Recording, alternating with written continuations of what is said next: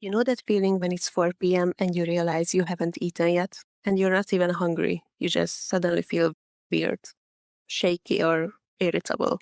Everyone tells you to just set a reminder or meal prep on Sundays or keep healthy snacks around.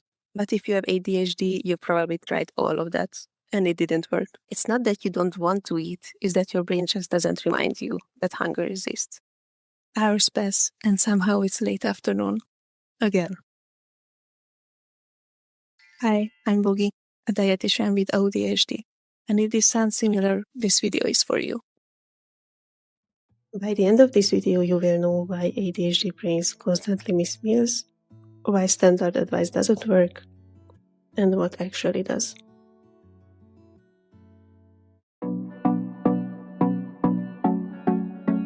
First, let's talk about interoception. That's a big word for something simple. It's your brain's ability to sense what's happening inside your body. Your body is constantly sending signals, like hunger, thirst, fatigue, temperature. Most people notice these things automatically. They get a little hungry around lunch, and they eat lunch. ADHD brains don't always get that memo. It's not that your stomach isn't sending hunger signals, but your brain isn't receiving them the same way. You can go the entire day without noticing you're starving, and then suddenly crash. Your blood sugar tanks, and you feel awful. Difficulty focusing when you were fine 10 minutes ago. A vague, unsettled feeling that something is wrong, but you can't name it. And then your friend says, "When did you last eat?" And you're like, "Oh, that's a good question." It's like your interoceptive dial is turned way down. You're not ignoring hunger, but your brain literally isn't flagging it as urgent information. So this is why you can genuinely feel fine at noon and then completely crash at 3. The hunger wasn't building up in a way you could sense and respond to, and then it all arrived at once. So for us, the listen to your body advice, which is genuinely a good advice for a lot of people, is not always the best for ADHD brains.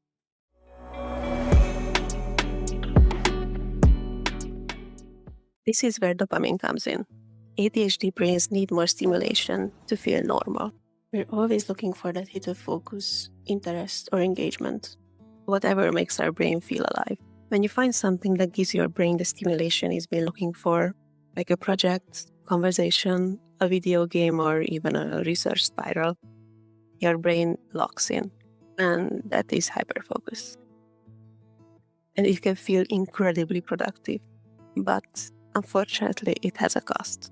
You lose track of time, and you stop noticing external signals, and you definitely stop noticing that you're hungry. You sit down to quickly check email at 11 a.m., and suddenly it's 6 p.m., and you've reorganized your entire project folder, read 17 articles on a topic you suddenly care deeply about, answered 40 emails. Your stomach has been sending distress signals since 2 p.m., but your brain was too busy to register it. And there's another layer to this. The dopamine system is also involved in motivation. For some ADHD adults, the act of eating, especially eating something simple or low stimulation, doesn't generate enough dopamine reward to feel compelling. The task in front of you is giving your brain something. The sandwich in the kitchen is not. So the sandwich loses. But it is definitely not a choice. It's not like you're prioritizing work over your health. Your brain just needs to feel rewarded, and it chooses the easier way. Understanding this changes the framing entirely. The solution isn't to try harder to pull yourself away from hyperfocus, but to build structures that work independently of your willpower. Because your willpower is busy keeping the hyperfocus going. Okay, you forget to eat. Smart move. You decide to eat on a schedule. Breakfast at 8, lunch at 12, dinner at 6. Simple. Except execution is harder than you would think. You have to remember it's time to eat. Maybe a reminder goes off. Now you have to recognize it means eat, not just dismiss it. Stop whatever you're doing. Decide what to eat. Find the food, prepare it, and then actually eat it. That is a 5-step executive function chain. And each step requires your brain to pivot away from whatever it's currently hyper-focused on. Sometimes you can do it, sometimes you just don't. You see a reminder, think, oh yeah, right, and then immediately forget it again, while your brain is still in the middle of something else. And the third reason is time blindness, which is one of the most disorienting features of ADHD and one that doesn't get talked about enough in the context of eating. For many of us, there are essentially two time zones, now and not now. The past and the future both feel equally abstract and distant. This means the normal rhythm that most people use to structure their meals simply doesn't work the same way. You might have a vague sense that you ate recently, but recently could mean 40 minutes ago or 4 hours ago. Your internal clock is not reliable, and without that reliable sense of time passing, meal timing becomes genuinely difficult to track. This is especially pronounced on unstructured days, like weekends or work-from-home days, periods of stress. Without external time anchors like meetings, commutes, time becomes completely amorphous.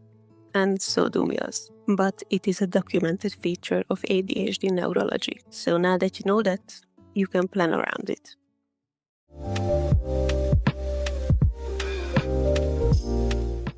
So to summarize the three mechanisms, interoception differences, the dopamine system, and time blindness, we can conclude that setting a reminder won't always work if you have executive dysfunction. Meal prepping on Sundays assumes you will have consistent energy every Sunday, and you can keep healthy snacks around, but if it's not visible, your brain won't even remember that it exists.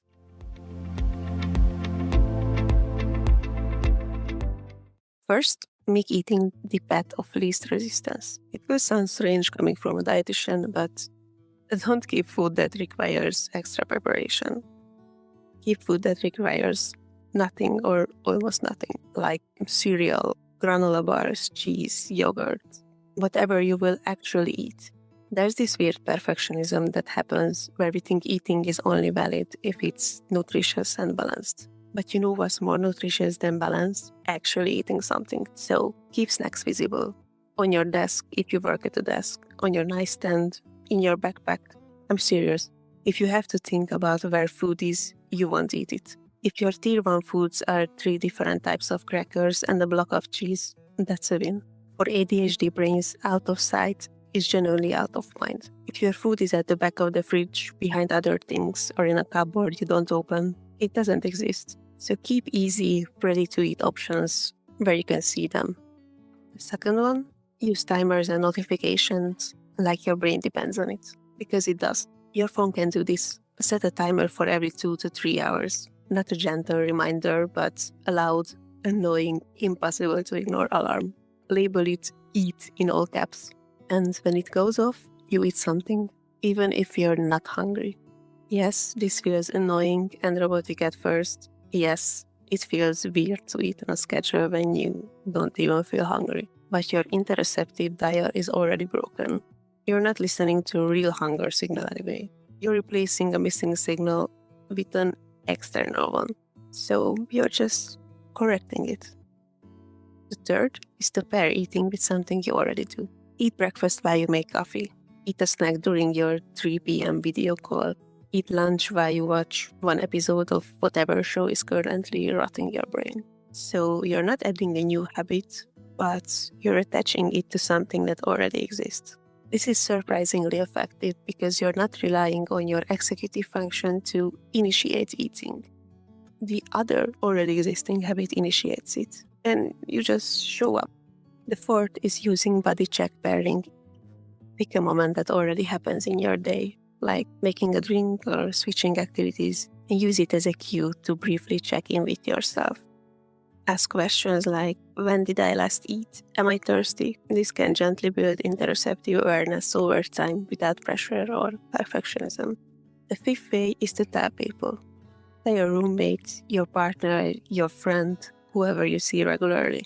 If I haven't eaten by, 2 p.m., tell me.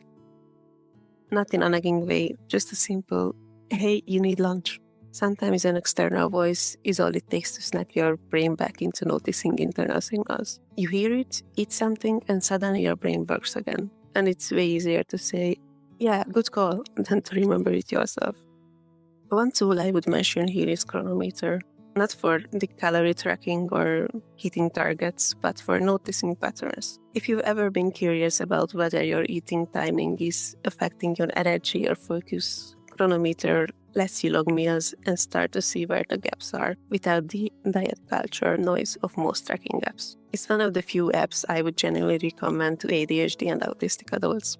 If that sounds useful, I will leave a link in the description. I want to say something that I think matters more than any strategy. If you have spent years feeling ashamed about forgetting to eat, feeling weak or undisciplined or broken because other people just remember, I want you to know that's not a character flaw.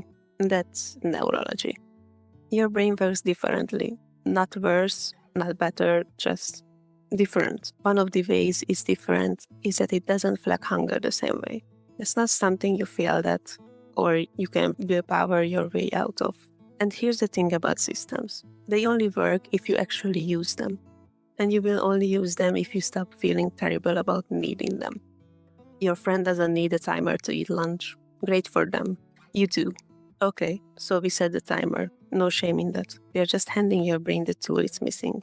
Trackers on your desk aren't a failure of willpower, but rather a workaround for a specific neurological thing. Smart, actually.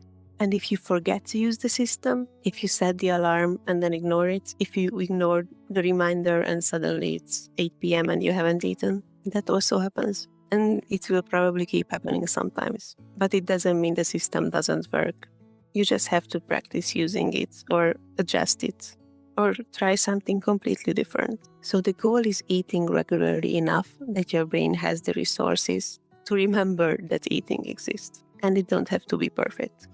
Now let me recap the practical stuff because I know I threw a lot at you. Interoception is broken. Your brain doesn't reliably flag hunger. That's not a personal failing. External reminders replace the broken internal signals. Timers, alarms, other people. These aren't crutches, but the information your brain is missing. Access and visibility matter way more than willpower. Keep food where you can grab it, on your desk, in your bag, somewhere visible. Low-barrier snacks are still good snacks. Crackers and cheese beat an unmet meal every time. The nutritional hierarchy doesn't matter if you don't eat. Pair eating with existing habits, like coffee plus breakfast, an evening show, and a snack, a daily faceless video call, and a lunch. So you're not adding complexity, but anchoring it to something that already exists. Tell the people around you. Let them be your external reminder when your brain can do it. Systems only work if you actually use them, and you will only use them if you stop shaming yourself for needing them. This is the most important one. Drop the "I should just remember" narrative. You're not going to. Your brain doesn't work that way, so we build around it instead. You're not broken because you forget to eat. You're just someone whose brain needs a different approach. And once you figure out what the approach is, once you set up the systems and get out of your own way, you might be surprised how much better you feel. Your brain works. It just works differently. And once you accept that, the problem becomes something you can solve instead of something you have to shame yourself about. I uploaded a full written version of everything I covered today to the blog. I will link it in the description. If you found this helpful, subscribing generally helps more people find it. And I would like to make this kind of content regularly. Thank you for watching. Now go eat something. Bye.